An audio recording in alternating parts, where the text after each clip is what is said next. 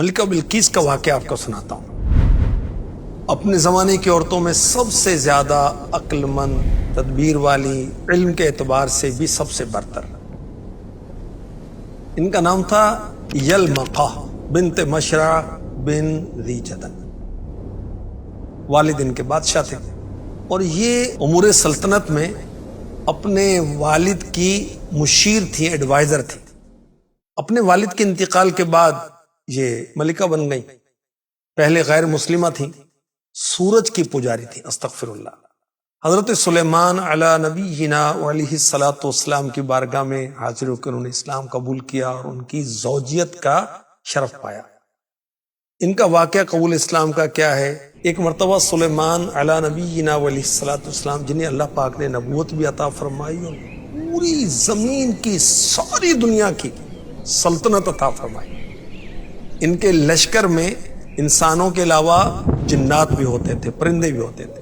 اپنے لشکر کے ساتھ سفر کر رہے تھے، پانی کی حاجت پیش آئی، انسان، جنات، پرندے پانی تلاش کرتے ہیں، پانی نہیں ملتا۔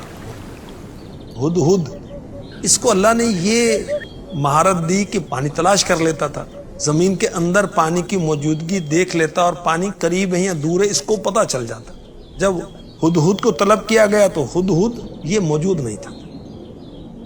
کچھ ہی دیر کے بعد ہدہد حضرت سلیمان علیہ السلام کے دربار میں حاضر ہو گیا، بڑے ادب کے ساتھ، عاجزی کے ساتھ معافی مانگنے لگا اور کہنے لگا کہ میں ملک سبا سے آپ کے لیے ایک عجیب و غریب خبر لایا ہوں۔ وہاں ایک عورت لوگوں پر حکمرانی کر رہی ہے، اس کے پاس ایک بہت بڑا تخت ہے، سونے کا، چاندی، ہیرے جواہرات کا بنا ہوا، 80 گز لمبا، 40 گز چوڑا، 30 گز اونچا۔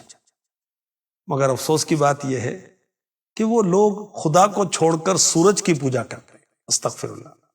حضرت سلیمان علی نبینا علیہ الصلوۃ والسلام نے ہدہد کی خبر سننے کے بعد ملکہ بلقیس کے نام اسلام اور نیکی کی دعوت پر مشتمل ایک لیٹر لکھا۔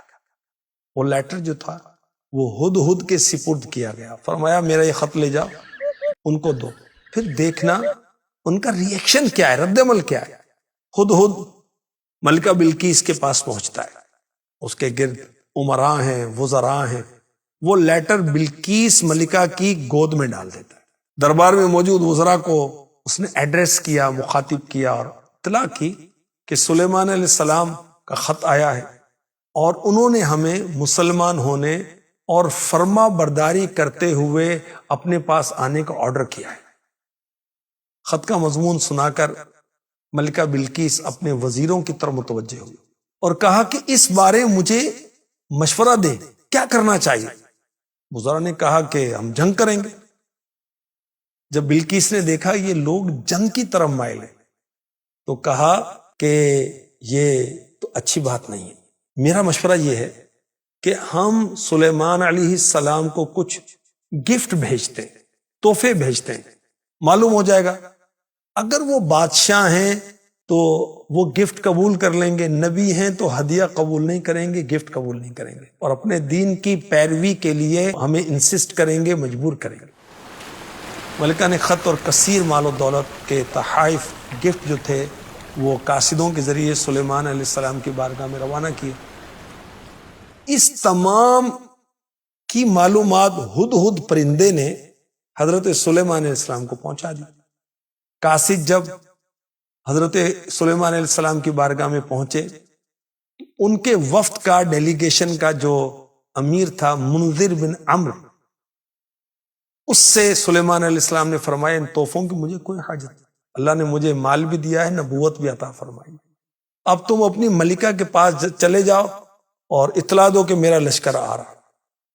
جب قاصد ہدیے لے کر بلقیس کے پاس پہنچے، سارا واقعہ بیان کیا تو انہوں نے کہا بے شک وہ نبی ہیں اور ہم ان سے مقابلہ نہیں کر سکتے۔ پھر بلقیس ایک بہت بڑے لشکر کو لے کر ملاقات کے لیے سلیمان علیہ السلام کی طرف آتی ہے۔ ملکہ بلقیس راستے میں تھی، حضرت سلیمان علیہ السلام نے ملکہ بلقیس کو معجزہ دکھانے کہ میں سچا نبی ہوں اور نبوت کی حقانیت واضح کرنے کے لیے تخت بلقیس کو اپنے پاس پیش کرنے کا کہا۔ تو ایک جن نے کہا کہ وہ تخت میں آپ کی خدمت میں آپ کے اس مقام سے کھڑے ہونے سے پہلے حاضر کر دوں گا، نہیں کچھ دیر میں۔ سلیمان علیہ السلام نے فرمایا میں اس سے بھی جلدی چاہتا ہوں۔ یہ سن کر حضرت آصف بن برخیہ رحمت اللہ تعالی علیہ انہوں نے سلیمان علیہ السلام کے بارگاہ میں عرض کی حضور میں تخت بلقیس کو آپ کے پلک جھپکنے سے پہلے لے آؤں گا۔ یہ اسم اعظم کے ذریعے دعا مانگتے ہیں، تو اسی وقت وہ تخت بلقیس حضرت سلیمان علیہ السلام کے سامنے ظاہر ہو جاتا ہے۔ تخت آ گیا۔ حضرت سلیمان علیہ السلام نے ملکہ بلقیس کی آزمائش کے لیے تخت کی کچھ شکل و صورت تبدیل کر دی۔ جب ملکہ بلقیس سلیمان علیہ السلام کے پاس آئی تو اس وقت تخت موجود تھا، تو حضرت سلیمان علیہ السلام نے ملکہ سے کہا کیا تیرا تخت ایسا ہی ہے؟ اس نے عرض کی کأنہ ہوا، گویا یہ وہی ہے، یہ تو اس جیسا ہی ہے۔ تخت میں تبدیلی کر کے ملکہ بلقیس کا امتحان لیا گیا تھا۔ اب ملکہ بلقیس سے کہا گیا کہ صحن میں آ جائے۔ وہ صحن شفاف شیشے کا تھا، نیچے پانی بہ رہا تھا، مچھلیاں تیر رہی تھیں، اور صحن میں حضرت سلیمان علیہ السلام شان نبوت کے ساتھ جلوہ فرماتے تخت پر۔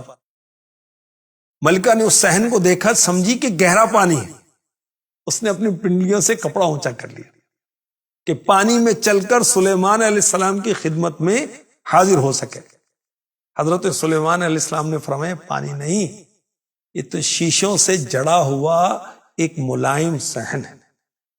یہ سن کر ملکہ بلقیس نے اپنی پنڈلیاں چھپا لی، اور یہ عجوبے دیکھ کر بڑا اس کو تعجب ہوا، اور اس نے یقین کر لیا کہ حضرت سلیمان علیہ السلام کا ملک اور حکومت اللہ پاک کی طرف سے، اور ان عجائبات سے بلقیس نے اللہ پاک کی توحید اور حضرت سلیمان علیہ السلام کی نبوت پر استدلال کیا۔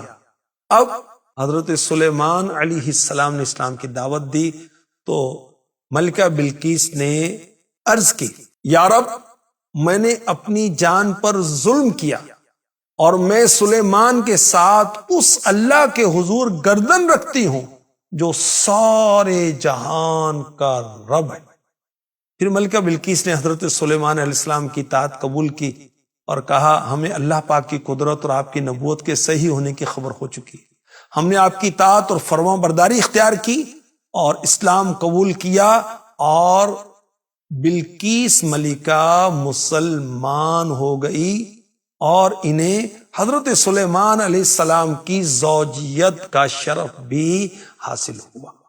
صلو علی الحبیب صلی اللہ تعالی علی محمد وعلی آلہ وصحبہ وبارک وسلم۔